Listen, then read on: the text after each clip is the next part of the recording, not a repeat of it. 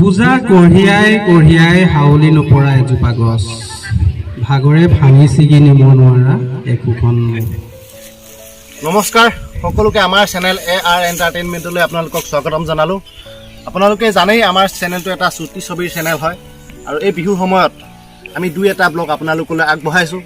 আৰু আমাৰ গাঁৱৰে আদিত্য যুৱ সংঘৰ অনুৰোধ মৰ্মে এটা পুনৰ ব্লগ আপোনালোকলৈ আগবঢ়াবলৈ আমি বিচাৰিছোঁ। আৰু সেই ব্লগটো হ'ল তেওঁলোকৰ যুৱ সংঘৰ সৌজন্যত অনুষ্ঠিত কৰা মাঘী উৎসৱৰ খেল ধেমালিৰ কিছু দৃশ্য। আৰু আশা কৰোঁ আপোনালোকে ভিডিঅ'টো চাই ভাল পাব, আৰু ভিডিঅ'টো চোৱাৰ লগে লগে আমাৰ চেনেলটো ছাবস্ক্ৰাইব কৰি যাবলৈ নাপাহৰিব। ধন্যবাদ।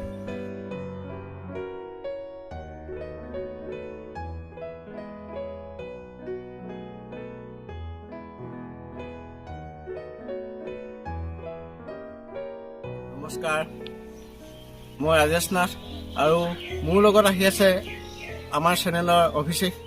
আৰু আমি দুয়ো ননাথ আদিত্য যুৱ সংঘৰ অনুৰোধ মৰ্মে তেখেতসকলৰ মাঘী উৎসৱৰ মুকলি সভালৈ আমি গৈ আছোঁ।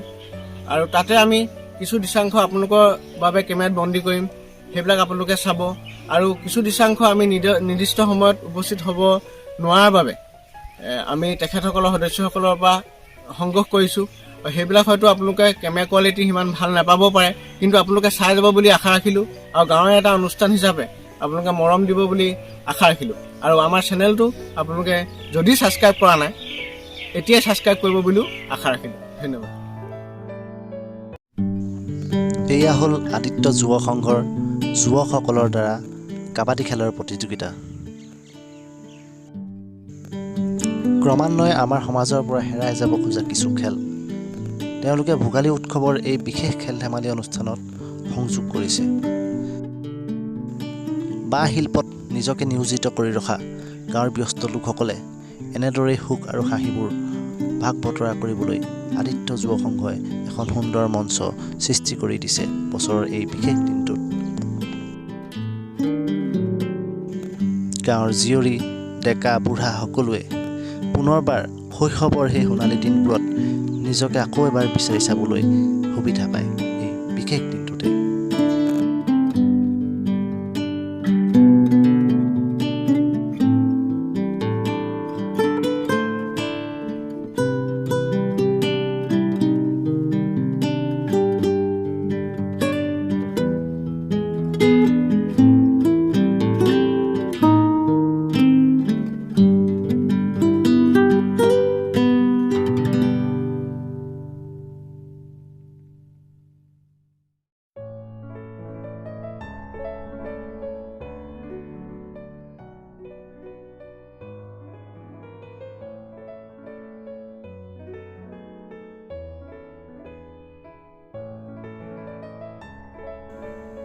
শৈশৱতে তেওঁলোকে খেলা সেই সুন্দৰ খেলবিলাকত পুনৰবাৰ নিজকে নিমজ্জিত কৰিবলৈ পাই আনন্দত আত্মহাৰা হৈ পৰে।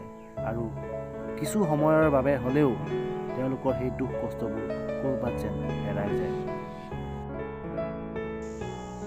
দুগৰাকীমান কণমানি নাচনী দেখি আমাৰ চেনেলৰ ৰাজেশ নাথে এটা গীত গুণগুণাই কণমানি নাচনীকেইজনীক নচুৱায়। বিহু বিহু লগা নাই নেগা,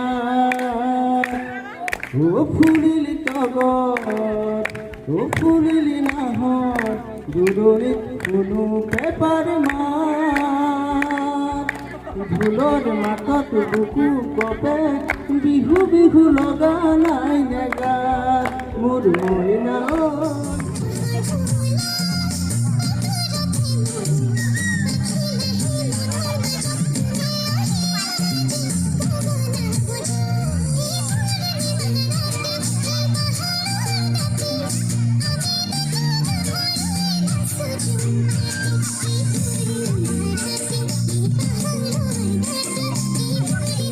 বিগত কেইবাবছৰ ধৰি আৰু লগতে এইবছৰ আপোনালোকে খুব সুন্দৰকৈ মাঘী উৎসৱ মানুহ থাকিলে কথাবোৰ যথেষ্ট ভাল লাগে, উৎফুল্লিত হয়।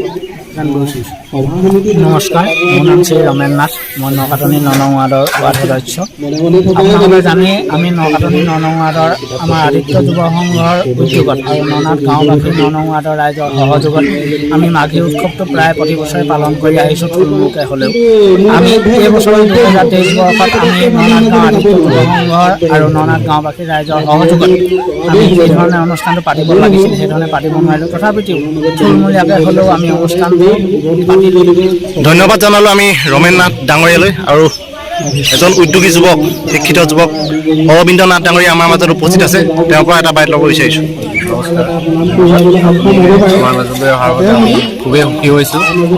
আপুনি আমাৰ এই অনুষ্ঠানটোৰ প্ৰতি আগ্ৰহ দেখাইছে, তাক দেখি ভাল লাগিছে। আমি প্ৰতি বছৰে এনেদৰে আমি মাঘী উৎসৱ উদযাপন কৰোঁ। এইবাৰো আমি 3 দিনীয়াকৈ মাঘী উৎসৱ উদযাপন কৰিছিলোঁ।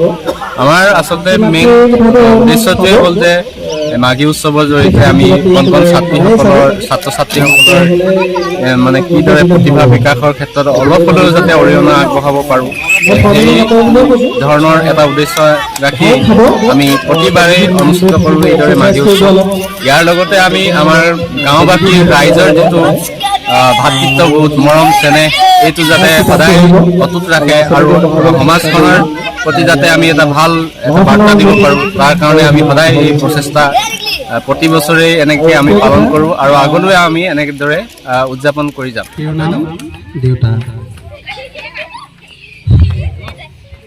বোজা কঢ়িয়াই কঢ়িয়াই হাউলি নপৰা এজোপা গছ, ভাগৰে ভাঙি ছিগি নিব নোৱাৰা একোখন মুখ, যন্ত্ৰণাই জুৰুলা কৰিব নোৱাৰা একোখন শৰীৰ, ওখতকৈ ওখ এজোপা গছ থকাৰ দৰে উচ্চতাৰো উচ্চতাত থকা এজন মানুহ হাঁহি হাঁহি পাৰ কৰিছে যি জীৱনৰ ৬৫টা বসন্ত।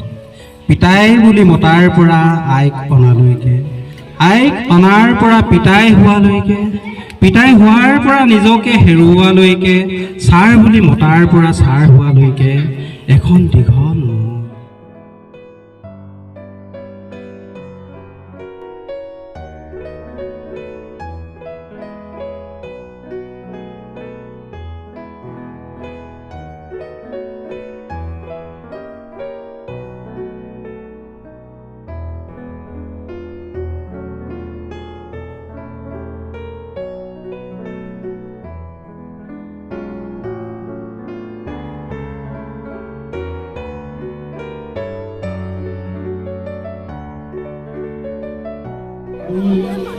নমস্কাৰ, আমাৰ মাজত উপস্থিত আছে আদিত্য যুৱ সংঘৰ সভাপতি আৰু মোৰ বন্ধুবৰ ৰাজেন নাথ ডাঙৰীয়া। নমস্কাৰ। আজি অনুষ্ঠান ক্ষেত্ৰত দুটামান মন্তব্য তেওঁৰ পৰা আমি ল'ব বিচাৰিছোঁ।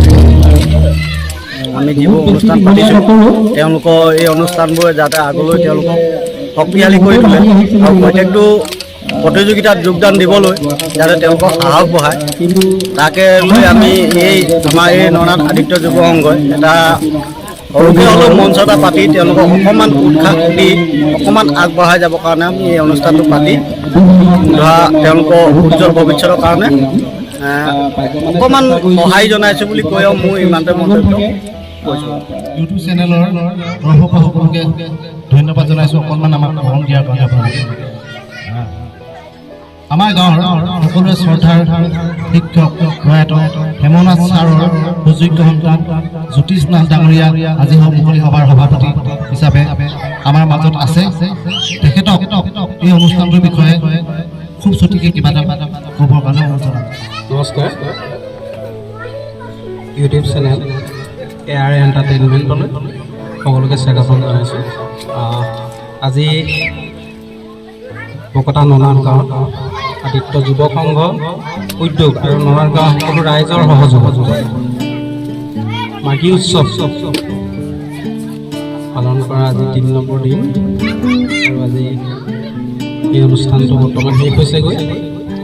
এই অনুষ্ঠানটোত সভাপতি হিচাপে থাকি কৰ্মখিনি সম্পাদন কৰিবলৈ পাই যথেষ্ট সুখী অনুভৱ কৰিছোঁ। গাঁৱৰ ৰাইজৰ যথেষ্ট উৎসাহ আৰু উদ্দীপনা দেখাবলৈ পালোঁ। গুণগুণ নাম লৈছোঁ তেখেতৰ, দুটি গীত পৰিৱেশন কৰিলে, এটা নৃত্যটো যথেষ্ট প্ৰতিভা, অতি প্ৰতিভা আমি তেখেতক আগবঢ়াই লৈ যাব লাগে। যথেষ্ট প্ৰতিভাৱান দেখিলোঁ, ভাল বক্তা আছে, ভালকৈ কথা ক'ব পাৰে, আগবাঢ়ি আহিছে, সকলোৱে আত্মবিশ্বাসেৰে আৰু পঢ়িছে, শিক্ষাৰ দিশতো আগবাঢ়ি গৈছে সকলোৱে, সেইটো দেখি ভাল লাগিলে। কবিতা আবৃত্তিও ভাল কৰিছে বা অন্য খেলতো। মহিলাসকলেও যথেষ্ট আগবঢ়াই লৈ গ'ল অনুষ্ঠানটোত। তেওঁলোকৰ এতিয়া যিহেতু অলপ কমিলে ঘৰুৱা কাম কাজৰ কাৰণে, ইমানখিনিকে ক'লোঁ। আকৌ পুনৰবাৰ AR এণ্টাৰটেইনমেণ্ট এই ইউটিউব চেনেলটোত মই দুটামান চাইছোঁ তেওঁলোকৰ অনুষ্ঠান, ভাল লাগিছে, আগবাঢ়ি আহিছে। অভিষেক, ৰাজেশ আৰু তেওঁলোকৰ যিটো কাম কাজ ভাল লাগে, যিহেতু কিবা এটা নতুন কৰা এটা প্ৰয়াস কৰিছে, সমাজক কিবা এটা দিবলৈ চেষ্টা কৰিছে। সকলো ৰাইজে এইখিনি অলপ চাব বুলি মই ভাবিছোঁ। আৰু তেওঁলোকে ক্ৰিয়েটিভ মাইণ্ডেৰে ৰাইজে কি বিচাৰে, আমাৰ গ্ৰাম্য জীৱনৰ ছবিবিলাক, আমাৰ সমাজৰ সকলো দিশবিলাক সামৰি ভালকৈ চিন্তা চৰ্চাই আগবাঢ়ি যাব। ইমানখিনিয়ে ক'লোঁ, ধন্যবাদ।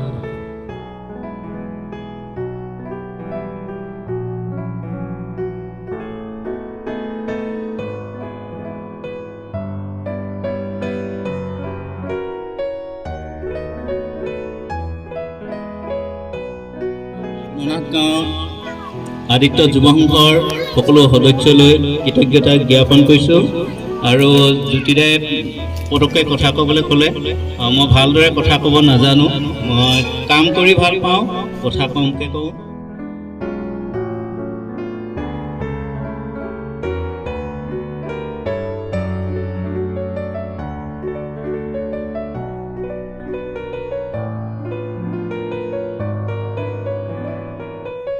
এনেদৰেই আদিত্য যুৱ সংঘই অনুষ্ঠিত কৰা মাঘী উৎসৱৰ মুকলি সভাৰ পৰিসমাপ্তি ঘটিল।